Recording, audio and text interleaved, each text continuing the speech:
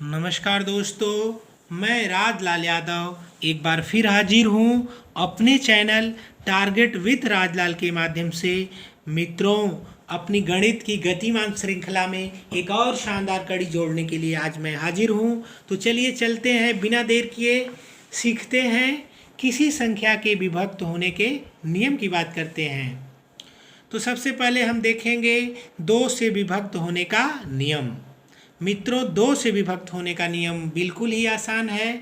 इसके लिए हमें जानना होगा किसी संख्या के इकाई के स्थान पर 0 आ जाए या 2 आ जाए या 4 आ जाए या 6 आ जाए या 8 आ जाए, यानी पांचों संख्याओं में से कोई एक आ जाता है, तो हम आँख मूंद कर कह सकते हैं कि ये संख्या 2 से विभाजित हो सकती है। जो दिया गया उदाहरण है उसमें इकाई का अंक 0, 2, 4, 6, 8 है, तो हम कह सकते हैं कि दी गई जो संख्या है वो 2 से विभक्त हो जाएंगी। 3 से विभक्त होने का नियम। जब किसी संख्या के अंकों का योग 3 से पूर्णतः विभक्त हो जाए, जब किसी संख्या के अंकों का योग 3 से पूर्णतः विभक्त हो जाए, तो हम कहेंगे कि दी गई संख्या 3 से विभक्त हो जाए। उदाहरण के लिए 36,912 में अंकों का योग करने पर 3 धन 6 धन 9 धन 1 धन 2 बराबर 21। 21 में 3 की भाग देते हैं, 21 में 3 की भाग देते हैं तो 3 सते 21, 3 सते 21, यानी कि ये तो 3 से पूर्णतः विभक्त हो गया। इसलिए दी गई संख्या 36,912 3 से विभक्त हो जाएगी। 9 से विभक्त होने का नियम। जब संख्या के अंकों का योग 9 से पूर्णतः विभक्त हो जाए तो दी गई संख्या 9 से विभक्त हो जाएगी। दिए गए उदाहरण हमारे जो हैं 68,79,153 में 68,79,153 में अंकों का योग 6 धन 8 धन 7 धन 9 धन 1 धन 5 धन 3 बराबर 39 में 9 की भाग देने पर नहीं कटता है, शेष बच जाता है, यानी कि 39 में 9 की भाग पूरी तरह से नहीं जा रही है। इसलिए हम कह सकते हैं कि दी गई संख्या 68,79,153 9 से विभक्त नहीं होगी। दूसरा उदाहरण 2205। संख्या 2205 में इसके अंकों का योग 2 धन 2 धन 0 धन 5 बराबर 9 तो 9 यानी 9 में 9 की भाग चली जा रही है। इसलिए हम कह सकते हैं कि दी गई संख्या 2205 9 से पूर्णतया विभक्त हो जाएगी। 9 से पूर्णतया विभक्त हो जाएगी। 4 से विभक्त होने का नियम। जब किसी संख्या के दहाई और इकाई से बनी संख्या, जब किसी संख्या में दहाई और इकाई से बनी संख्या 4 से विभक्त हो जाए, जब किसी संख्या में दहाई और इकाई से बनी संख्या 4 से विभक्त हो जाए तो हम कहेंगे कि वह संख्या 4 से विभक्त होगी। उदाहरण के लिए 6,48,254 में इकाई और दहाई से निर्मित संख्या 54 है, और जो 54 है जो 4 से विभक्त नहीं है।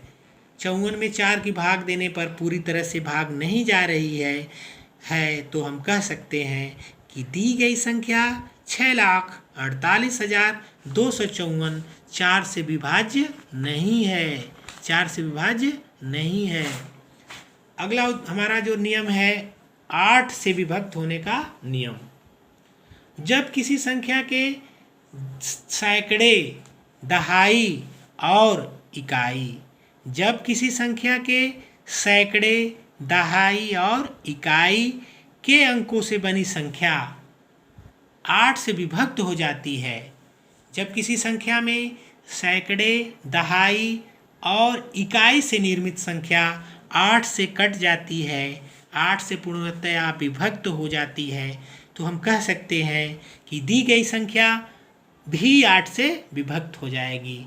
दी गई संख्या भी 8 से विभक्त हो जाएगी। उदाहरण के लिए हम लेते हैं 16,89,752 में सैकड़े, दहाई और इकाई, सैकड़े, दहाई और इकाई से निर्मित संख्या 752 है। 752 में 8 की भाग पूरी तरह से चली जा रही है। 752 में 8 की भाग देने पर कोई शेष नहीं बचता, इसलिए 752 8 से पूर्णतया विभक्त है। इसलिए दी गई संख्या 16,89,752 भी 8 से विभक्त होगी। दूसरा उदाहरण है, नियम हमारा है 5 से विभक्त होने का नियम। मित्रों, 5 से वही संख्या विभक्त होंगी जिनके इकाई के स्थान पर या तो 0 हो या तो 5 हो। जब किसी संख्या में इकाई का अंक या तो 0 हो या तो 5 हो तो वह संख्या 5 से विभक्त मानी जाती है। दिए गए उदाहरण में 0 या 5, इकाई के स्थान पर 0 या 5 है, तो हम कह सकते हैं कि ये संख्या 5 से विभक्त हो जाएगी। 11 से विभक्त होने का नियम, कोई दी गई संख्या 11 से तभी विभक्त होगी जबकि इकाई से बाईं ओर चलने पर, इकाई से बाईं चलने पर सम स्थानों के अंकों का योग, सम स्थानों पर स्थित अंकों का योग तथा विषम स्थानों के पर स्थित अंकों के योग का अंतर, सम स्थानों पर स्थित अंकों के योग तथा विषम स्थानों पर योग का अंतर, सम स्थानों पर स्थित अंकों के योग तथा विषम स्थानों पर स्थित अंकों के योग का अंतर 0 हो या 11 से विभक्त हो, 0 हो 11 से विभक्त हो, तो हम कह सकते हैं कि दी गई संख्या 11 से विभक्त मानी जाएगी। दी गई संख्या 11 से विभक्त मानी जाएगी।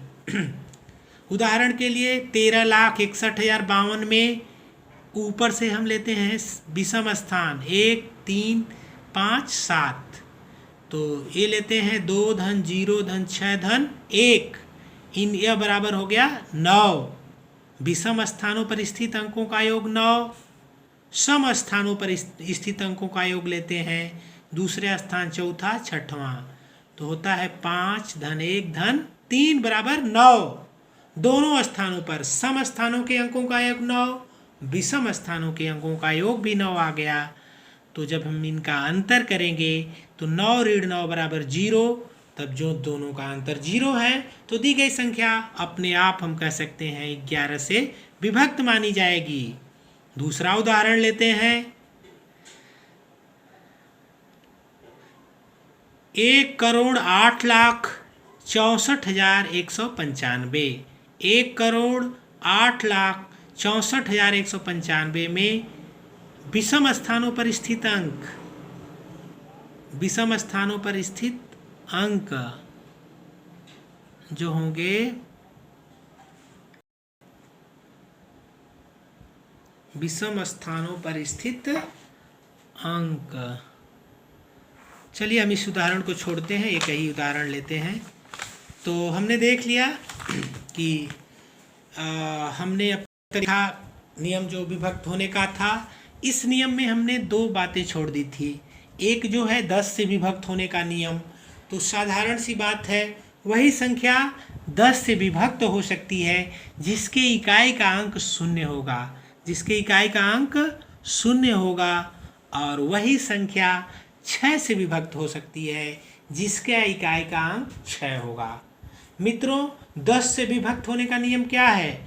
जिसका इकाई का अंक 0 है वह 10 से विभक्त हो जाएगी। 6 से विभक्त होने का नियम वही है, यानी कि जिसके इकाई का अंक 6 होगा वह संख्या 6 से विभक्त मानी जाएगी।